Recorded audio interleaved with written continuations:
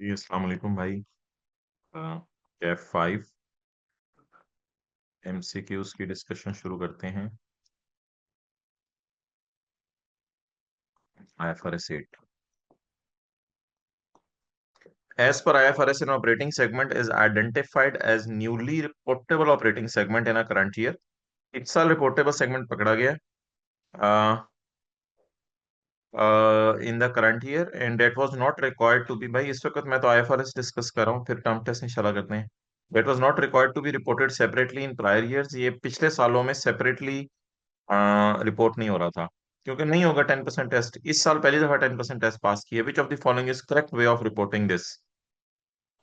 Correct way इसका क्या है रिपोर्ट करने के लिए? It shall be reported separately in current, जी कैमरास ऑफ कर देंगे। It shall be reported separately in current year and comparative information shall be restated. जी ऑप्शन ए होगी। यार दूसरी ऑप्शन तो सही नहीं है ना। It shall be reported in current year and comparative shall not be. Comparative तो हमने पढ़ा था, रीस्टेट करना है। Shall be reported in current year to ensure consistency it shall not be reported, ये भी गलत है। ये टू कंसेक्यूटिव ईयर तो इसने अपनी तरफ से कोई बात निकाली है। ओके, चलें जी।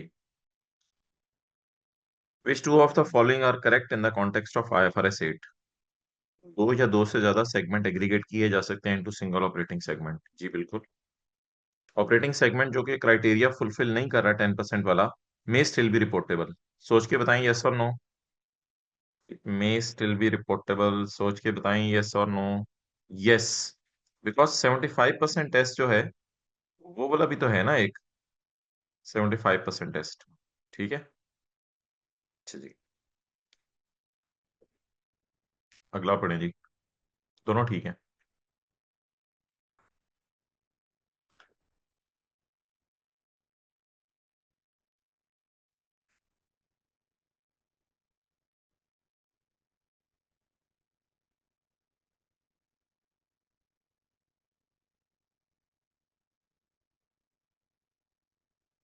नेक्स्ट जी।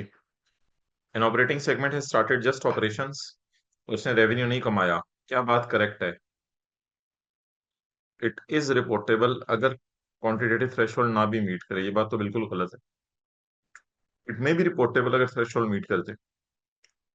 हाँ, इसने अगर रेवेन्यू कमाना नहीं शुरू किया तो ये ऑपरेटिंग सेगमेंट तो रहेगा।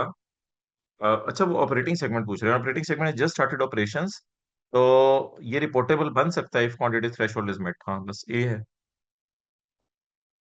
यार ये तो आसान सा है, ये आप लोग खुद ही कर लेंगे। सेल्फ एस, जियोग्राफिकल इंफॉर्मेशन, ये भी आसान सा है, ये आप लोग खुद ही कर लेंगे।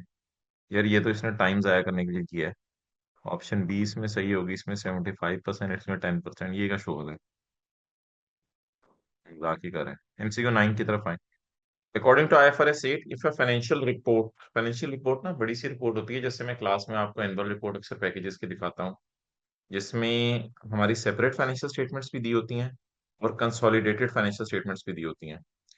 तो according to IFRS 8, if a financial report contains both consolidated statements of a parent as well as parent separate financial statements, दोनों मौजूद हैं, तो segment information is required obviously only in consolidated financial statements. Okay. An operating segment may engage in business activities for which it has yet to earn revenue. For example, startup operations. जी बिल्कुल। It will be reportable segment before earning revenue. It may be reportable segment before earning revenue. मे भी सही होगा, क्योंकि 10% test भी तो लगाना है ना। ए तो नहीं है mark. Will be reportable before earning revenue. Report देखो, ऑपरेटिंग सेगमेंट तो है जिसने भी रेवेन्यू नहीं कमाए, लेकिन रिपोर्टेबल तो मे भी होगा ना। ओके मार्क, रिपोर्टेबल तो मे भी होगा ना। Okay. A component of an entity sells primarily to other segments of entity। ये जरा बताएं यार, इसका क्या करना है?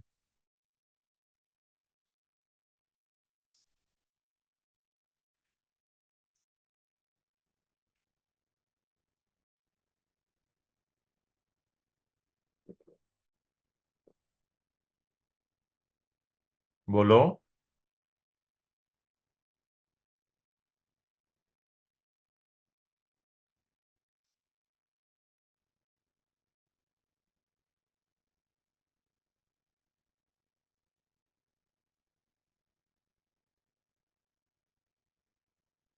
कंपोनेंट ऑफ एन एंटिटी जो कि सिर्फ इंटरनल सेल कर रही है, इंटरनल सेल ही है ना। It must be class as an operating segment. नहीं यार।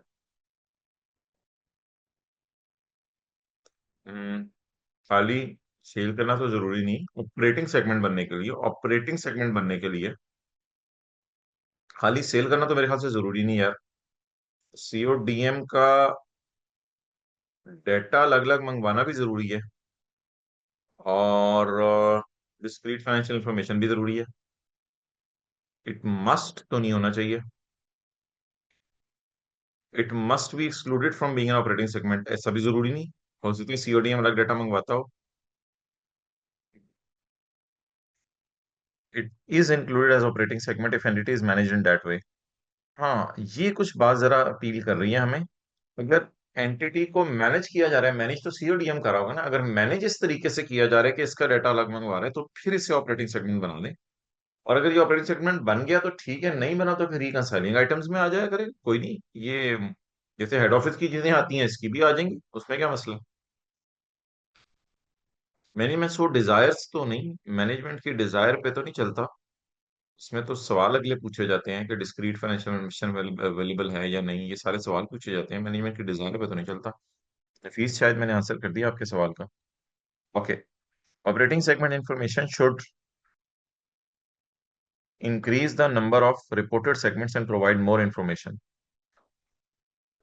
यार, इंक्रीज की जगह इसे शो लिख देना चाहिए था। Show the number of reported operating segment information should increase the number of reported segments. ये बात भी किसी हद तक ठीक है, शो करता है, बस इंक्रीज भी चल जाएगा। Increase the number of reported segments, operating segment information reported segments को बढ़ा के शो करती है, यानी शो करती है बस। थोड़ी सी ड्राफ्टिंग का मसला है इसमें आई के अपने तो इसको टिक वाली ऑप्शन में डाला हुआ है। अगली अंग्रेजियां तो आसान है। Enable users to see an entity through eyes of management, ये बात तो ठीक है, मैनेजमेंट सीओडीएम किस तरह देख रही है। Enable an entity to provide timely segment information for external interim reporting with relatively low incremental cost. External reporting के लिए ये फायदेमंद हो जाता है विद लो कॉस्ट। कॉस्ट तो कोई नहीं इनकर करनी पड़ती इसके लिए, मैनेज सीओडीएम को ऑलरेडी डेटा दे रहे होते हैं। Enhance consistency with management discussion, बिल्कुल। और मैनेजमेंट जिस तरह discuss, provide various measures of segment performance. जी, provide various measures of segment performance. उनकी प्रॉफिट्स भी दे रही होती है, अगर आप चाहें तो जीपी भी शो कर दें और एक्सपेंसेस भी शो कर दें, एसेट्स लायबिलिटीज देख लें, ये सारी चीजों से परफॉर्मेंस पता चल जाएगी। Provide information about reduce staff.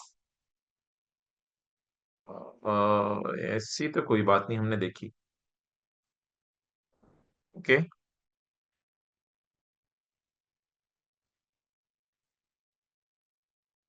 चलें आगे। ये तो आप सेल्फ खुद ही कर लेंगे। Two or more operating segments may be aggregated. ओहो, ये बच्चों वाला सवाल है। ये एग्रीगेशन वाले सारे पैरा सही थे, ये इसने लाइन अपनी तरफ से डाली थी।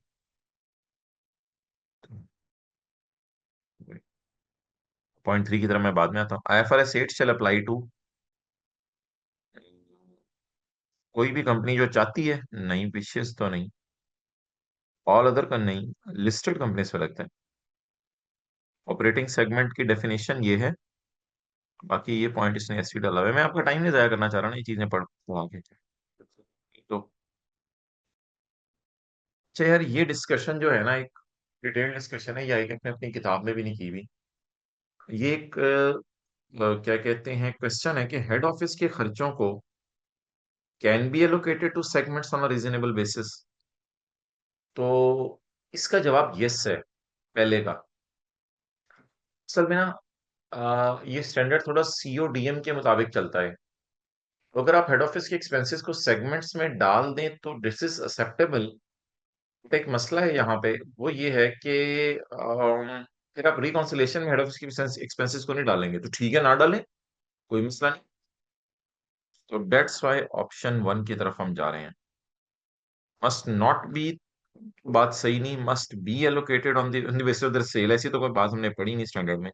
Must be allocated to segments based on their profit before tax, ऐसी भी कोई बात नहीं पड़ी। तो ए और बी में से डिसाइड करना था माय डियर। ओके, चलें जी आगे। यार एक दो एमसीक्यू और थे, वो ना मैंने लेटेस्ट टाइम से उठाए हैं, वो आपके पास नहीं है, तो इसलिए इसमें परेशान होने की जरूरत नहीं। बस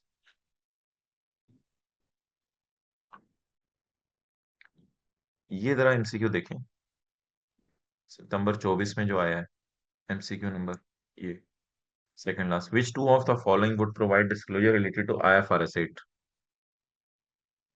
इन द फाइनेंशियल स्टेटमेंट्स। इसका यार जरा बताएं अगर आप लोगों को पता चलता है।